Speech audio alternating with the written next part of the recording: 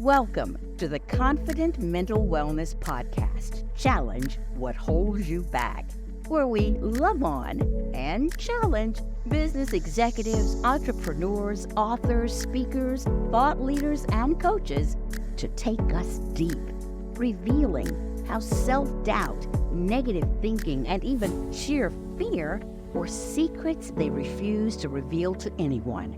Secrets that once held them back. We'll hear how these leaders cast off the fear, excuses, and setbacks to move forward with purpose and passion. How they activated a mindset that set them up for success.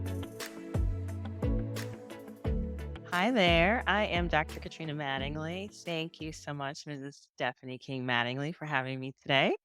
I'll give you a little bit about myself here. So, I am a double board certified physician.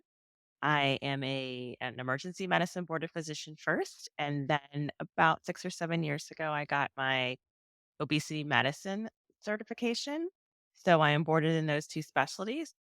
Basically, what I do now is I've worked for about 15 years now. It's been a long time in the emergency department, seeing patients. I've worked in all kinds of settings. I've worked in huge urban tertiary care centers that see 100,000 patients that come through the ER a year. I've worked in small little rural critical access hospitals that are an hour and a half, or 2 hours from the next nearest major hospital where a lot of patients have to get airlifted out. Mm. I've done a bit of travel medicine with mission trips. Haiti was my last one that I can remember that was especially impressionable in my career. I've done medical evacuations where I go to different countries where someone may get sick and I fly them back, usually on a commercial airline, either in sometimes they can outfit the first class, like an ICU, or sometimes we'll fly in coach and I have all my medical supply and I'll medically escort them back to whatever country they're from. So that has taken me to Asia, and it's taken me to Europe, and it's taken me to Canada, and it's taken me to South America, doing that kind of medical repatriation work. In residency, I did a lot of helicopter transport. So we would hop in the helicopter, fly across Lake Michigan. I did residency in Chicago and go pick someone up and bring them back to Chicago to our big urban academic hospitals for treatment. So I did that for a long time. And then a couple of years, I started working as the medical director for Options Medical Weight Loss, which is an obesity medicine centered and focused practice for patients specifically looking to lose weight and improve their outcomes, both physically, emotionally, mentally. And now I am the chief medical officer of that company. So our practice is now in one, two, three, four, now going up into the fifth state. We've just started construction on a fifth state. And so I help to oversee the expansion of all of those clinics, trying to reach as many patients as we can. I'm hiring staff and training them up to be able to help patients get to where they need to be so they feel better inside and out. And now I focus most of my attention on that. I still work on in the ER too, when time allows. So I think I've got the best of both worlds right now in my career. I am a mom of three, and I have a wonderful husband that helps to support my itch for being busy. And so that's too what allows me to kind of keep everything centered and focused and balanced, and to continue to spread my knowledge and access to as many people as I can. Fantastic. I'm trying to decide if we, in this portion, if we should mention the coincidence of the same last name or wait Yeah. until the actual interview. Yeah, you let me know when you Let's do want it to. now. You know what? In fact, I'm just going to let it roll and they can just cut the front off, and do it that way. So it is no coincidence that you're a Mattingly and I'm a Mattingly. But of course, you had Gary first as dad, Yeah, and now Gary is mine as husband. exactly. So you're And kind of a daughter, sort of. Well, I like to think of it that way. And I just love him, Katrina. Well, Yes, it's worked out really well for both of us. I think that it's been a great relationship, obviously, as family, but it's also been a very good relationship for us professionally and career-wise, uplifting and empowering each other as women and seeing how we can continue to motivate and, push the envelope with what we're both trying to do and reaching the people that we're trying to reach. mhm, definitely. So Yeah. let's just jump right in. Okay. I want to go to your emergency room All right, let's do it. experience. Okay. Sure. Okay. So, as an emergency room doctor, how are you able to maintain your mental wellness, or should I say your sanity, when you've Mhm. got calamities coming at you from every direction every few minutes? Isn't that what it's like in the ER? So the ER is what I like to describe as controlled chaos at all times. There isn't a singular area of focus that you can just dedicate all your attention to on one particular shift. Not only are you taking care of patients, you're also fielding questions from nurses, from radiology techs, from the pharmacist, from the patient's family, from dietary about can this patient have a sandwich or do they need to eat applesauce? You're also calling other physicians to talk about these patients. So it could be a very overwhelming job at times if you don't recognize that at times you will not have any control. At times you just have to be okay with the fact that people are sick and you're going to do the best you can and you may have no control over what's going to happen, but you're going to do everything within your power to try to keep them and the ship, which is the ER, stable. So it can it and when people come to the ER, they're usually at their worst. We get the occasional person that's, lonely that just wants to come hang out or they got kicked out of the house that night. We get a lot of that, but we also get people at their worst. And so it's not always the happiest place. It's not always the most pleasant. As staff, a lot of times, I've seen comments sometimes about when I was in the ER, I was sick and I was in pain and I needed medicine, and the staff was on their computers or the staff seemed to be cracking a joke. And it's not that the staff is cracking a joke at your expense or that we're, not trying to tend to your needs and the other needs of the other 34 patients that are in the ER and the other 70 that are in the waiting room. It's that we have to find a silver lining. We see so much death and despair and destruction and turmoil that if we don't get a laugh in our shifts during that time, we will carry those burdens home and we won't be any good to keep showing up for this particular job day after day. Oh, I can see that. I can see that. It reminds me of well, my other daughter, Jessica, who is an EMT. So Yes. she's on the ambulance in Spartanburg County, and she has all kinds of stories of things that she's encountering, at any given time during the day, rushing to the scene of tragedies and, I don't want to say broken fingernails. Okay, broken fingers, smaller Uh-huh. things too. Right. But I also have my own experience because I was a news reporter for a number of years. Mhm. And I will never forget one night. We had an overnight videographer. That's what he did. He just chased ambulances during the night. So when we all came in the morning, we had some video of what happened. Well, he had video of a train accident, Mhm. a train that hit a car. And it was an ugly scene, just frightening. But after a couple of minutes in the video, two of the EMTs or paramedics, I'm sure at that point, two of the paramedics came walking through. They both had sandwiches in their hand, Mhm. stepping over a body, and they were chuckling. And I just stood there, just stunned. How are they able to just casually have a sandwich and share a laugh while stepping over a dead body? Mhm. How does that happen? What is happening in their mental state that allows them to do that? Mhm. Yeah. So I think first thing is um we don't I know I personally don't minimize any tragedy. I know specifically if I have a patient in my ER that passes, I take a moment and I say a little prayer. Yeah, I have to go on about my day, but I recognize the transition for what it is, and I'll never take for granted being able to be with someone during their last moment.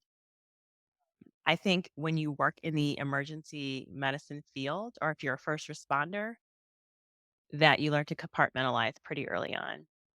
I specifically remember my first patient that went into cardiac arrest as a medical student, and the first time I ever did CPR. And I was so, I don't know if you want to call it traumatized or just awoken by the whole experience that I actually wrote about it. And that was the part of my essay that I wrote for residency is my very first patient I did cardiac arrest on. And of course, all the physicians and people that I interviewed with for residency, they had seen this time and time again. That's just part of the job. But for me, I didn't understand how it could be so like the man is passing away. We have there's the drugs, then you do the CPR, then you check the respirations. And it was it was very systemic systematized the way that we had to go about trying to save this man's life. And that is the switch sometimes that turns on when you're encountered with this type of situation. You're going step by step. Okay, I see somebody here, they're either dead or they're dying. Like, what's the process? What are the steps I need to take to jump into action to try to get this person back or to process what's already happened? And so you can learn to compartmentalize what you need to do to take care of them. And then once that part of the phase or the transition's been made, then you kind of come back into your human self and then you start to process your emotions. Anytime I've lost a pediatric patient or a baby, there's never a dry eye in my ER. Never. The nurses are crying, the physicians are crying, the techs are crying, and we usually will take a couple minutes to decompress. And I actually will leave the ER and just go outside and get some fresh air after that happens. So it's not like those emotions aren't there and that they don't take over. You just learn when to put them to the side in order not to interfere with the task at hand, which is saving that person. And then when it's all said and done, they're still right there waiting for you. Mm. Kind of take us into what is actually happening. What is that mental process that you're going through when you're witnessing tragedy? You had mentioned you compartmentalize. That's Mhm. one thing, right? Right. Yeah. Um, and you also said after the situation is taken care of, you come back into your human self and you begin to process your emotion. Mhm. But does everybody process their emotion? Do they? Or did they just kind of stuff what they saw down in here and just not deal with it? Mhm. It's too much of it. You just don't get around to dealing with each one of those um, infractions, each one of those tragedies that you've seen that's affecting you. Sometimes if you have multiple tragedies in a day, or if you've seen multiple tragedies in a week, I think what most people do is they find that whatever that process is for them that allows them to deal with it. There are some people that stuff it down and then they start to recognize if I don't find a way to process this and deal with it and make peace with it, I'm the one that's going to suffer internally and I'm the one that may not be able to show up to work day after day and deliver my best and do my job for these patients. So usually those people are the ones that we see turning to other ways to manage those unresolved emotions, some substance abuse, some depression, some anxiety. So, as morbid as it sounds, you've got to find that healthy way to deal with death and devastation, and that's what's going to give you purpose to be able to keep going in a healthy manner. And so, so I would imagine burnout is big in Oh, emergency medicine. And it's one of the highest. It's one of the highest. so, what makes a person want to do this? We have some wins. We have some victories. Um, One of the things a lot of people like about emergency medicine is it's very intense. It's very intense. There is you don't show up at the beginning of the day and say, "Oh, here's my schedule of patients today. Miss Smith has, coming in for belly pain. Mr. Johnson's coming in for his high blood pressure refill. Joe has, gout in his foot." Like it's not like that, right? You show up, you sit down, and you wait for whatever is coming through the doors. And it might be an okay day and it might be a terrible day where you've had 3 people coming back to back, all with cardiac arrest, and you've had 4 overdoses because somebody in your community, laced all the opioids or the marijuana with fentanyl, and everybody got a bad what they call it the bad batch. Everybody got a bad batch, or you've had a couple of kids who have been neglected, like, that come in. So you don't it's unpredictable. You work hard, but when you go home, you go home. And so I think that's what allows some people to do emergency medicine is there's no pager, you're not on call. You're not answering questions after hours. And honestly, if that were the case in the emergency room, I don't think people would be able to sustain in this particular field. There has to be an off switch for this because of the intensity and nature of the job when you're actually there. Mm. And so, do you think people who work in emergency medicine or just frontline healthcare workers in general choose therapy? Is that one of the ways or strategies that they use to cope? Oh, yeah, they should definitely choose therapy. Even if you're somebody, I think that's the way that you keep yourself from becoming too overwhelmed. And again, and I didn't expound upon this before, but there are some wins, like, sometimes we do get the smoking gun and we do figure out what's causing your abdominal pain, or there is a time when you come in cardiac arrest, and we do get you back. We've had a couple that have survived. It doesn't always turn out that way, but, or sometimes there is, that baby that just came in and looks terrible, and by the end, we've got them perking up, we've got them, and we've got them babbling, or that when the doctor we get cursed out so much by patients that it's nice when the patient actually comes in and says, "Doc, I feel so much better. Thank you." And I will tell you what the ultimate compliment in emergency medicine is. Okay. Doc, where is your outpatient office? Where is your office so I can start coming to see you? That is the ultimate compliment because they trusted you and felt like you treated them with dignity and respect, gave them good enough care that they want to come and see you afterwards. And so that is what helps fuel that, put tokens in that positive bucket in your mental health that helps you to keep going. Hmm. Yeah. Uh-huh. Go ahead. Yeah, yeah, but I was gonna say, for every win, there's the not so good wins, and so I don't think I have a colleague that probably hasn't, if they haven't been on therapy or they haven't been on antidepressants or something for anxiety at one point in their career, um, then they just haven't been practicing long enough.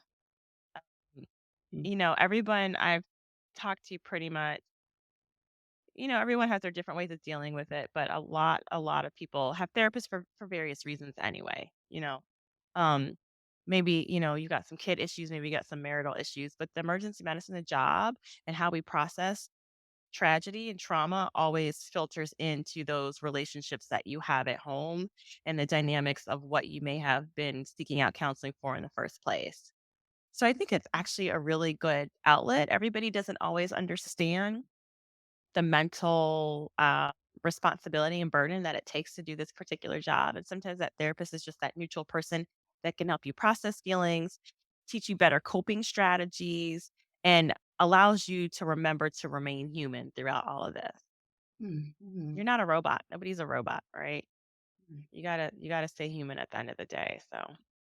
In recent years, and especially since the pandemic hit, companies have increased efforts in providing mental wellness programs and benefits and that Mhm. sort of thing. Um, Right.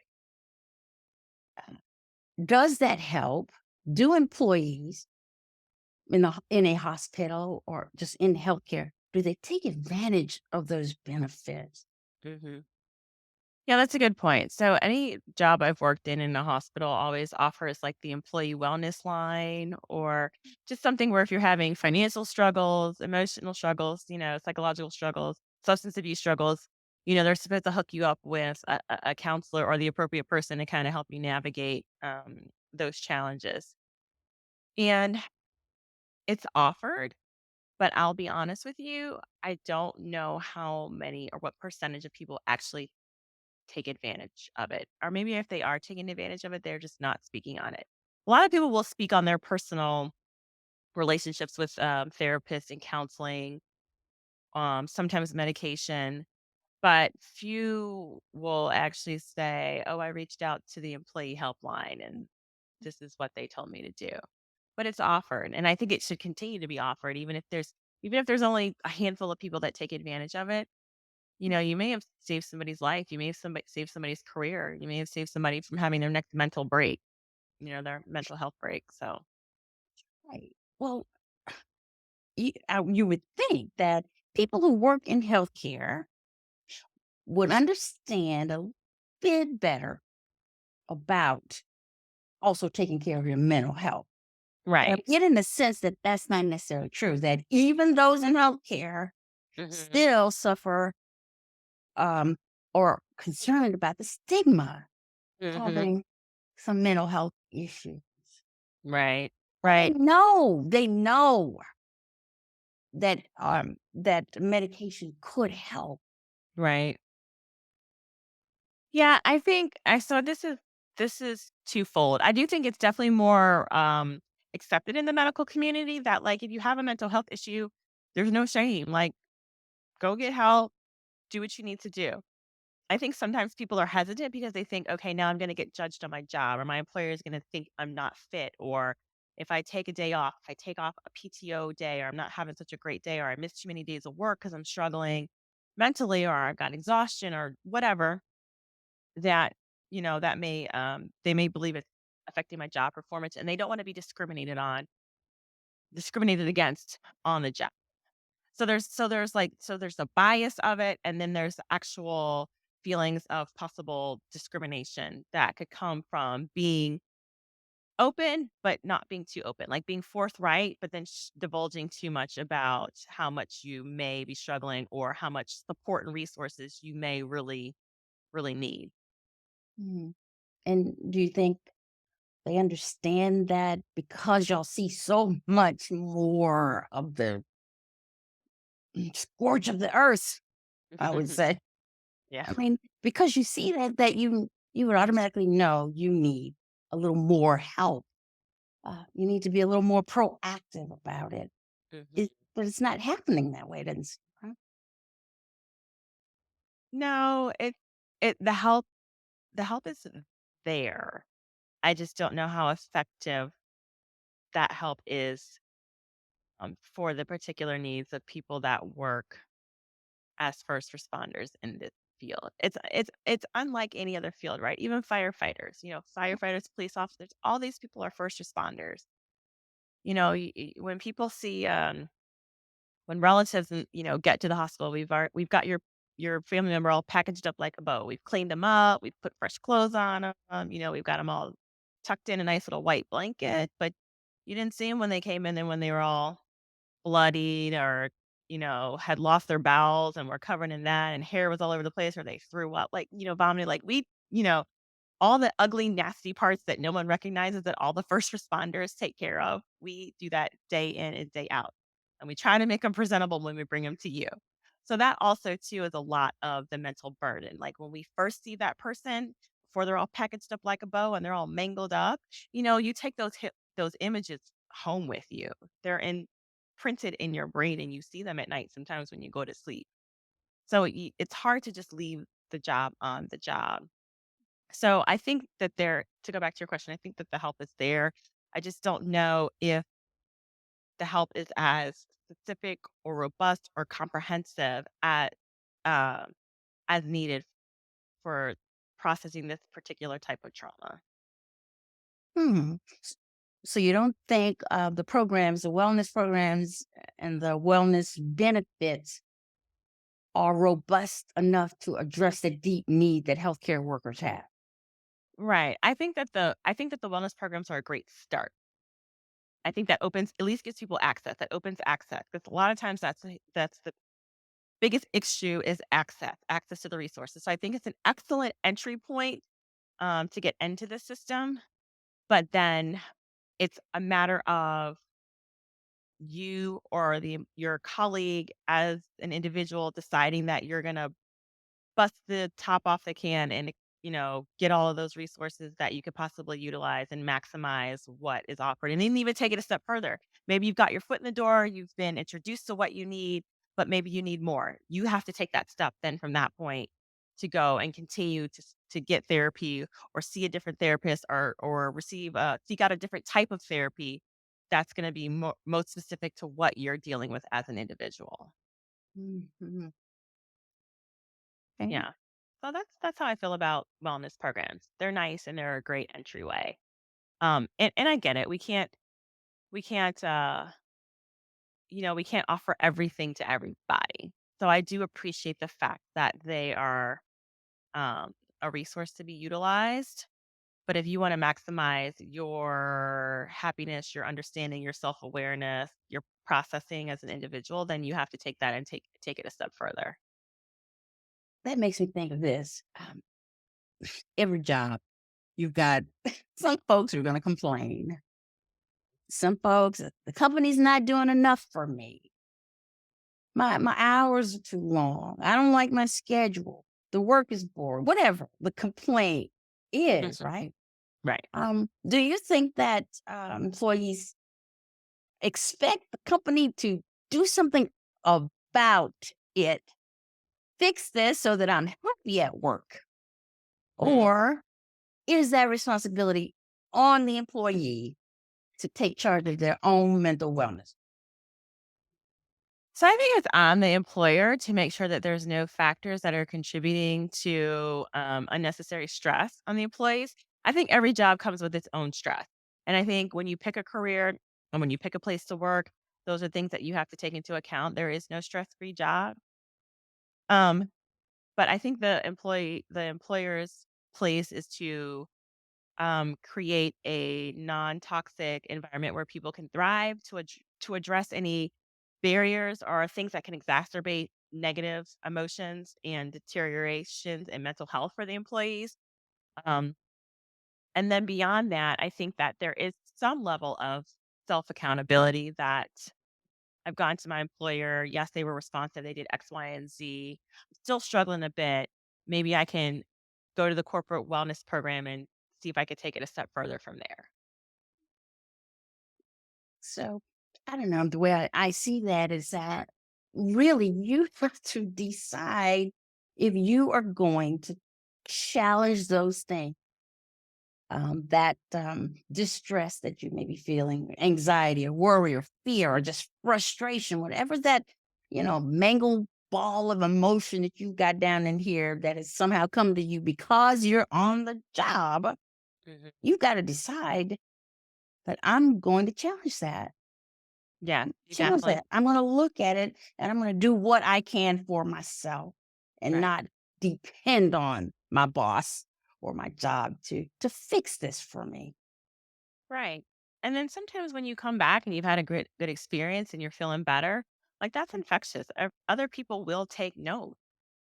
You may change the feel of the workplace that your colleagues show up day to day. It may become more enjoyable for everyone. Or maybe there are other people who are grappling with, do I reach out? Do I disclose this? Do I contact the employee wellness to see if I can get some help? And maybe you're that catalyst that they needed to see to have their own courage to take that step and do so.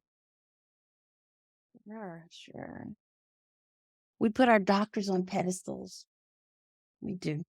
And some may not even be able to imagine that what the frontline healthcare workers dealing with, first responders, the doctors couldn't possibly have the same stress. Is that so? Do doctors have it a little bit easier than the frontline workers? I would say we're all in the front line. I would say we're all first responders. We're all, responsible for a different part of the care of taking care of that patient.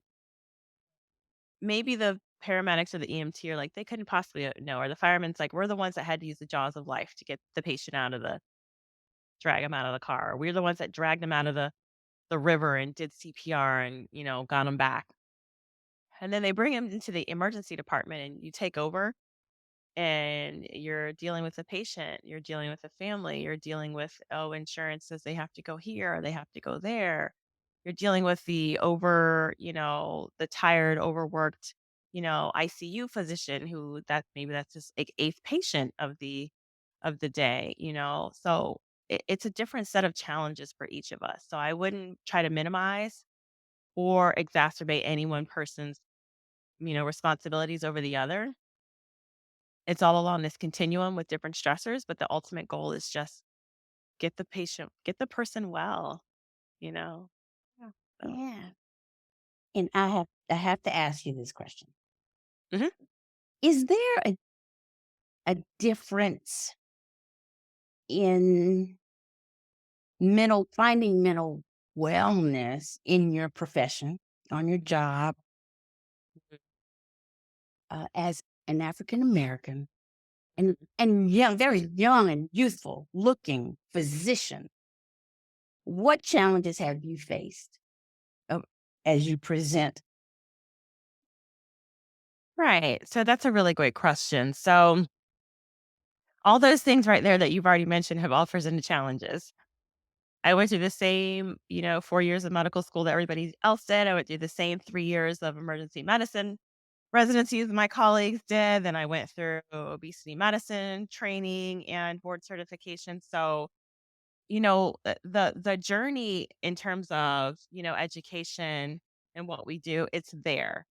Now, the the optics as a female physician, number 1, and then number 2 as, a physician of color is sometimes that you've got to make sure that your decisions are sound. You've got to be able to back them up. Sometimes you can't waver. The thing that you usually get as a female physician in the hospital when you walk into the room and the patient's on the phone is, "Oh, I gotta go. The nurse just walked in." And so you're constantly the nurse. You can never be the doctor, especially if you're younger looking or you've got a good set of genes from your grandmother. It's always, "You're too young. You can't be my doctor." My question is always like, "Do you want the morphine or not? If you want the morphine, then I'm your doctor, okay?" So, the male nurse could walk in right behind you and they're like, "Doctor such and such," and totally just, uh, just forget or oblivious to the fact that you just said that you were the physician. So you get used to a lot of that. I'm not saying that it ever is easy, but you learn to try not to take it personally. That's what the stereotype is. But you deal with the stereotypes consistently, and you also deal with a lot of stereotypes from your own other physician colleagues. When I call a physician on the phone of another specialty, it could be anybody, it could be family medicine, it could be surgery, cardiology, orthopedics. Sometimes they will speak to you in a manner that I know they don't speak to my male ER physician colleagues uh, the same way.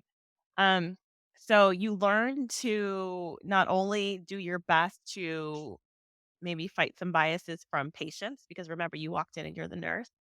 Sometimes you also have your own nursing staff who, may treat you a little bit differently than they treat the male physicians. Mm, And then you've got to deal with your own physician colleagues who may respond to you in ways that they wouldn't respond to the other physician.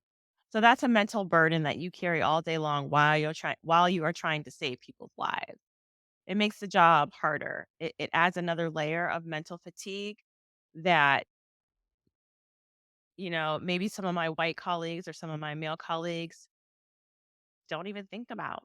That doesn't occur to them. They don't deal with that. They don't think about that. That's not the reception that they get from other people in the hospital. I have some colleagues who are very much aware of it and they are definitely very supportive and offer support and will come to bat for you when that happens. But I have some too that are just, that's not their reality. So, not really much to think about. So that likely means that there's only one physician who looks like you, on a staff at any given time. Is that right?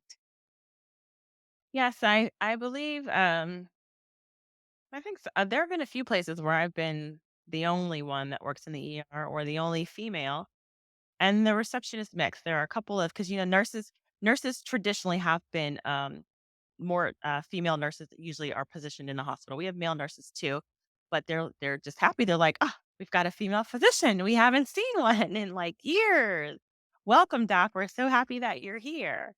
And then you may have a few that are just like, it's the stereotypical, "Oh, here comes another woman trying to tell us what to do," type of thing. So, they could be a little bit more, I wouldn't say, uh, just give you a little bit of a harder time sometimes.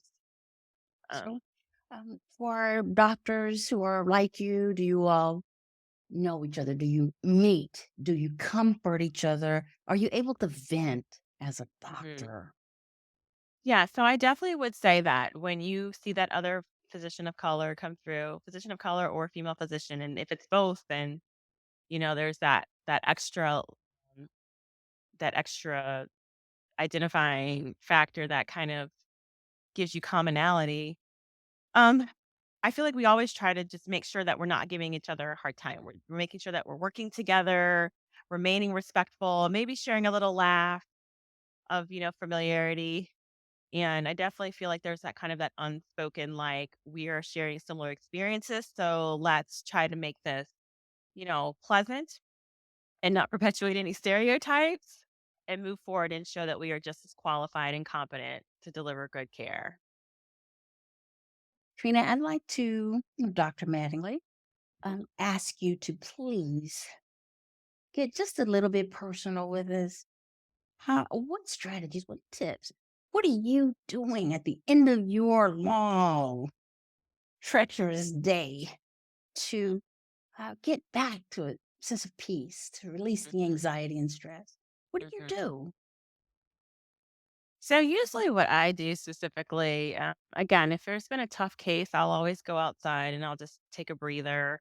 I'll talk to some of my staff on the team, whoever it was that helped to take care of the patient, just to kind of check in, see how they're feeling, and make sure they're okay. We don't ever have like a big sob session in the middle of the ER. We do have like a debriefing, just to kind of see like what went well, what we could work on. But there isn't really a it's not really there isn't really a part of those sessions that's like, does anybody have any emotions they want to express? Does anybody just want to take a moment just to say, I am sad or that was sad? Like, there isn't any of that opportunity. So privately, after we leave the debriefing session, I'll just go to the nurse and or the tech, whoever helped take care of the patient, be like, that was a really sad situation. I hate that that happened. And we'll kind of speak amongst ourselves. And then, just like you said, I'll try to eat my sandwich and get ready to go see that next patient. And when I walk out the door, I try to leave it all there, unless there's that burning image imprinted in my head or something, an unpleasant interaction I had either with a colleague at work or with a patient or a patient's family at work. Then I try to leave it there. And I'll go home and, I'll try to think pleasant thoughts and I'll think about all the great things that happened on the shift. Maybe I'll have a glass of wine. Maybe I'll decompress a little bit and talk to my husband about what happened or my friends. I have a great group of friends that other physician colleagues across the United States, and we'll just text about the wins and losses of the day. And it's pretty it gets pretty brutal sometimes in the chat and it's very transparent, which I can appreciate, but it's very cathartic. So So you're able to come home and maintain a sense of peace at home and enjoy family and private time. You're able to do that. sometimes, most of the time, it might take me an hour or two after getting home to finally like release it all, take a hot shower and just release it all. And then from that point, I'm usually okay because I got to go back in the next day and do it all over again.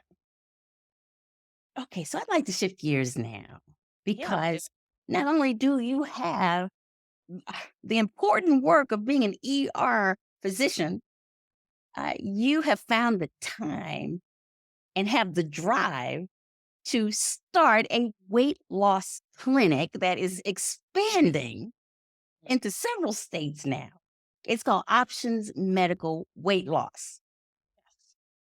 Uh, what sparked that interest in you to start a weight loss clinic? Mhm. So it's kind of one of those things that I fell into inadvertently that's just been a game changer and a good breath of fresh air. It's been an excellent balance to the trauma and tragedy of the ER, celebrating, frequent wins and having patients that want to do well and they actually take the medication when you ask them to take it. So the way that I got into this was initially I was the patient of a chiropractor. I was having some migraine headaches. I was going to the chiropractor for some neck issues with the migraines, and He's a very personable guy. He likes to build relationships with his patients. We just got to talking. He found out I did ER and he's like, "Oh, you're a physician." And he asked me to be the medical director of this one clinic in Chicago in the South Loop area, if anybody's familiar with that. And so we hit it off. I became medical director. And then soon thereafter, he asked me, "Hey, we really like what's going on. We like your energy with the patients. Why don't you come in and help us build this practice? We're trying to reduce, our goal is to reduce year over year obesity. We're trying to reach as many millions of people, hundreds of millions of people worldwide as we possibly can. And we think you'd be the right person to help us get that message across."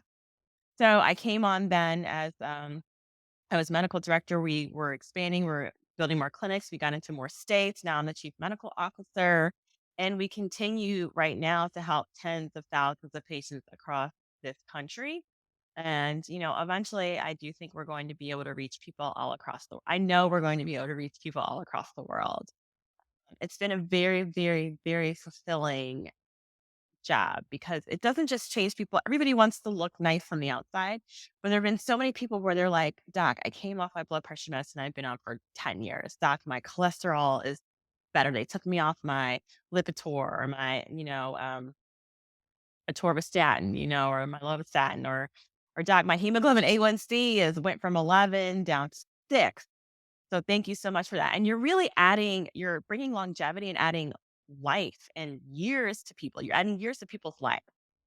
So yeah, maybe they look good on the outside. Maybe they got into that swimsuit or whatever, but internally also, you are literally prolonging, their lives and giving them more time with their families or their loved ones. So I think that's the best part of what I do now. And it's what drives me to keep going and to keep reaching as many people as we possibly can reach.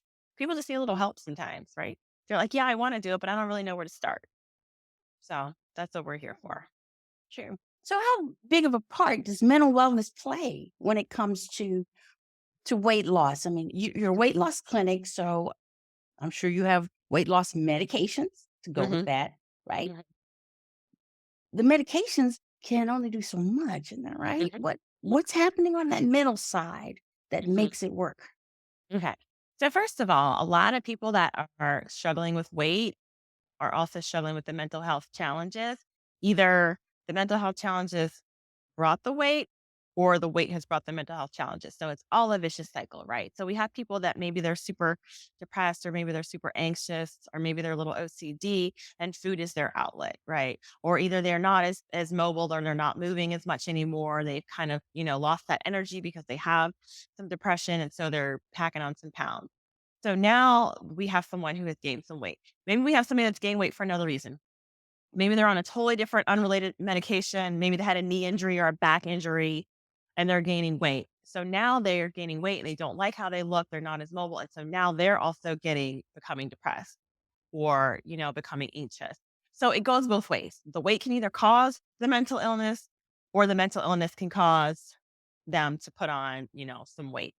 So it's very, very much intricately tied. One the questions that we ask people when we're going through, like, "What's your reason for wanting to do this?" And most of the time, a lot of people are saying, "I really aside from wanting to look good, I really wanna feel better about myself."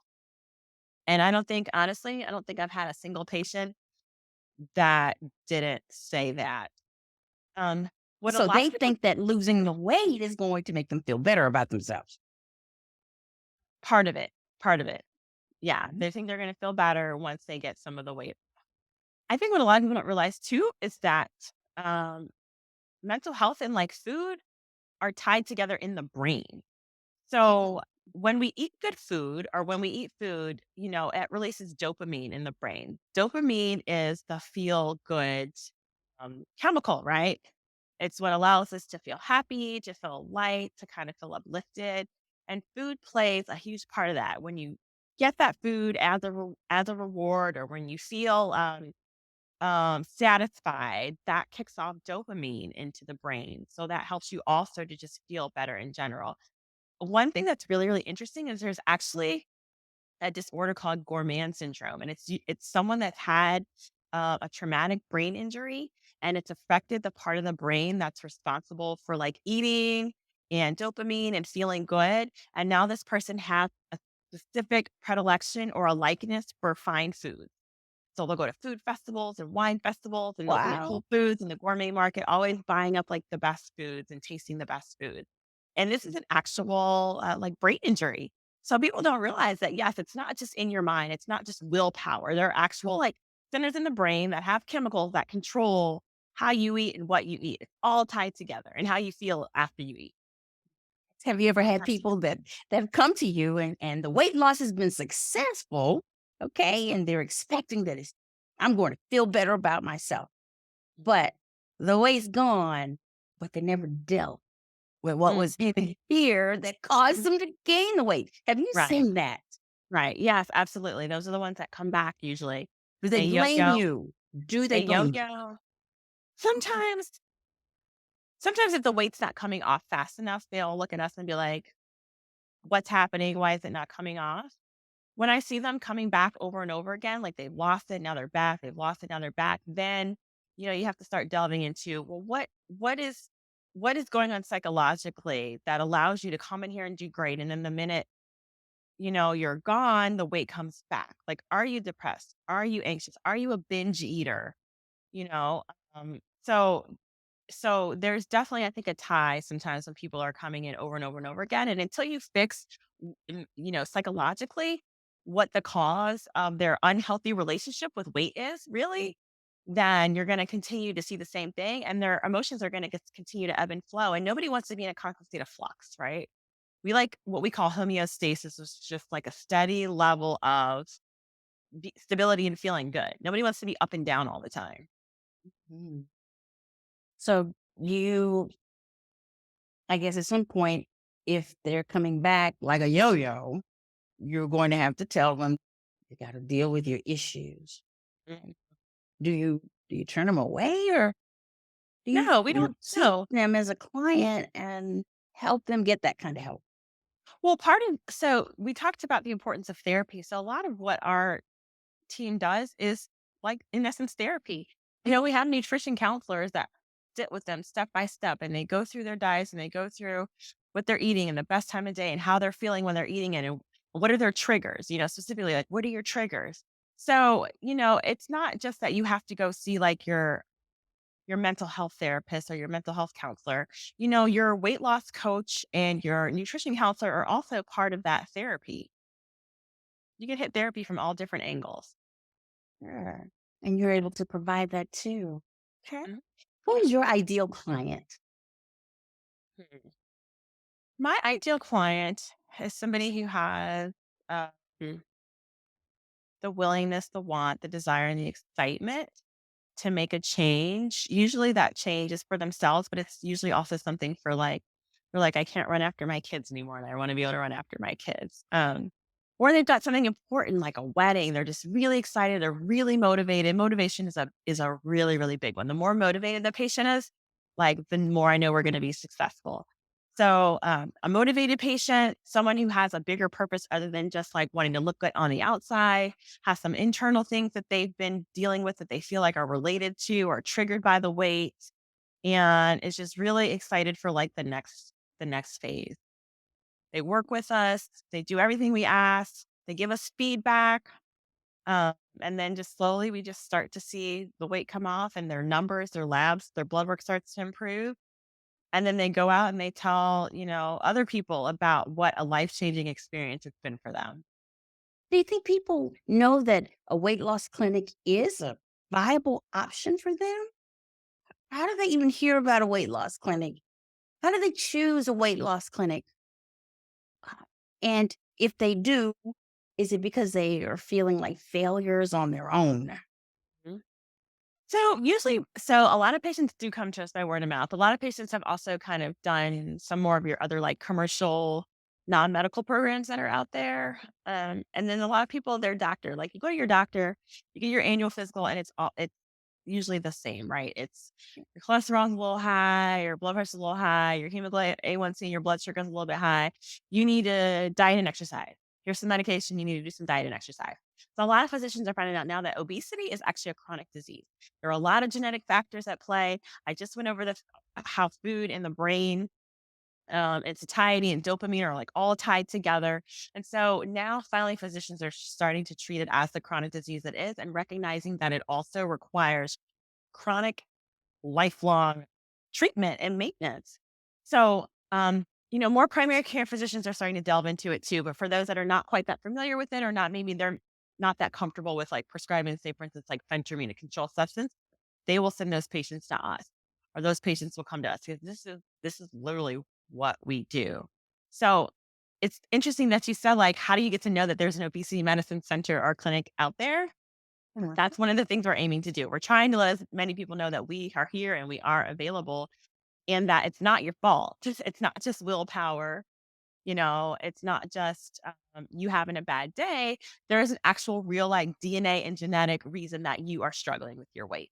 And I think that's validating for a lot of people. Sure. And if you would just a little further, because I'd imagine, if people, uh, if there listeners out there who are obese, morbidly obese, Mhm. um, that kind of thing could send you into deep depression Oh, and absolutely. And we cause see all that. sorts of mental chaos and feeling ashamed and guilty and that can hold them back. Mhm. So And what it does. and it does. What would And you it does. say to someone who just doesn't know what to do, what their options are, and they're just too depressed to even know how to begin to search? Mhm. Well, I think the first biggest decision is reaching out for some help. I think when people come into our doors for that first sit down with our weight loss specialist, I think it's taken a lot of courage for them to get there. They've thought about this for weeks, months, years, and finally gotten the courage to walk through the doors and be like, I need help and not carry any stigma or shame when they walk through that prevented them from getting to us in the first place. They've already done all that. So they finally shaking all that and they're walking through the doors. And so it's already been a mental battle for them to just show up. So we have to recognize what it took to them for them to even come through the door. And then after that, I think that most importantly is for us just being able to let them know that we're not going to abandon you on this journey. Like, don't despair. We're here not only as a resource, but as a supporter, as a confidant. We hear it all, we see it all. Lots of tears that get, shed behind these walls, and that we're not here to judge either. We're only here to, help you reach your goal and to really just change your life. Like I can't state that enough how life-changing it can really be on multiple fronts. Because they've taken charge of their health. Is that Yep. why? Taken charge of their health, they feel empowered, they've, taken, possession of accountability for what's going on, and I think that that's really, really empowering for people, and it gives them the strength to know that they can keep going, and if they fall off, they can get back on, and keep going and do it again. Mhm. So options medical weight loss sounds like a caring place. That It is. that y'all's arms are like open, ready to receive folks who had to climb mountains just to get there. Yeah. Yes, That is and a lot of that's people did. And it's funny because some people live close to one. We have people that drive 2 and 3 hours to come, sometimes. so it's So an they in-person experience. well, we do both now, we do both. Yeah, you can come into the clinic now and, meet the whole team. And we encourage people, if you live close enough, of course, come in and pay us a visit, but for those people that not, those people I was talking about in rural America who live like an hour or 2 from the nearest hospital, we can reach them via telemedicine. We don't wanna leave anybody off or behind, or we wanna minimize the disparities that we're seeing in America right now. And those same people that don't have access to hospitals or easily accessible primary care are the ones suffering from the highest rates of obesity and live in food deserts. And who, when they finally come to the ER in that little critical access hospital, are usually a worse shape than in the city just because they put it off for so long. There's not a CVS walk-in clinic in their area for Wow, their the patients. rural experience just seems like it could just be even more intense because you don't have necessarily, a psychiatrist and a therapist down the road. Right. Or You've maybe got you got to, hospital, but the psychiatrist only comes once every other Thursday, yeah. and the wait is 6 months because they only come once every other Thursday. So I also want people in well-resourced areas with healthcare to know, don't take that for granted, that that is a luxury, that everybody does not have the same access that they do, and to just be appreciative of that, because there are a lot of folks who it's a logistical challenge for them to enjoy the same conveniences that a lot of us do. So, Dr. Mattingly, if our listeners want to, how do we follow you? How do we find out more about what you do, about your weight loss clinic and all? Yeah, so you can always go to our website, which is optionsmedicalweightloss.com. You can always contact us through fill out the form though, and we'll reach out to you. And then we are on Facebook at optionsmedicalweightloss.com, as well as Instagram and Twitter. Instagram is at options weight loss. Twitter is options for weight. Oh, and TikTok. Options Uh-oh, medical weight loss TikTok. on TikTok. Yeah. Fantastic. Any parting words for us about mental wellness, workplace mental wellness, and healthcare? Mhm.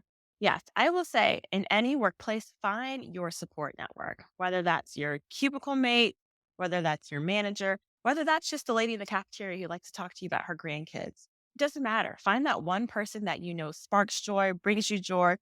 Share your triumphs. Share the great things that happen in the small victories that maybe you think other people wouldn't want to celebrate. Those are the little, really, really important things that are going to get us through our day, that keep us feeling good, that keep us showing up every single day. And then again, that joy is infectious. So find that support network for you. It doesn't have to be the big boss at the top. It could be anybody. It could be the janitor sweeping the floor. Any moment or opportunity for connection to share wins is integral and vital to us staying in the right place mentally.